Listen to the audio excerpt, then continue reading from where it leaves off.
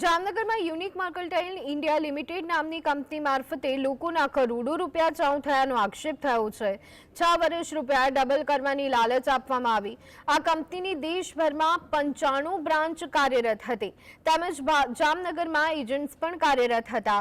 આવા જ એક એજન્ટે કહ્યું કે જામનગરમાં જ લોકોએ કરોડો રૂપિયા કંપનીને આપ્યા, પરંતુ હવે વળતર ચૂકવવામાં આવતું નથી તેમજ લોકો એજન્ટ તરીકે તેમની પાસે ઉઘરાણી કરી રહ્યા છે।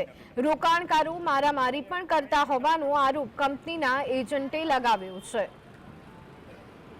કંપનીનું એવું કહું છે, કંપનીએ ટોટલી અમારા એજન્ટ ઉપર ફ્રોડ જ કરેલો છે અને કંપનીમાં છેલ્લા લાસ્ટમાં અમને કોઈ પણ જાતનું અમને અહીંયાથી કાંઈ વસ્તુ આપેલી નથી। ફોર્મે અમને 10 રૂપિયામાં આપવામાં આવેલું છે। પોલિસી લેવા જાય તો અમને 4-5 હપ્તા ભરાઈ જાય પછી પોલિસી આપવામાં આવી છે અને અહીંયા હવે માલિક એમ કહે છે કે તમને ખુદને એજન્ટો બધા ફ્રોડ કર્યો છે, તમે ખોટી પોલિસી વેચી છે, જેથી કરીને અમે અહીંયા ગયા તો મારે એની સાથે ઝઘડો થયેલો કે ભાઈ આ ખોટી પોલિસી નથી, તમે અમને પેમ્પલેટ આપ્યું છે, એ પેમ્પલેટ ઉપર અમે વેચ્યું છે।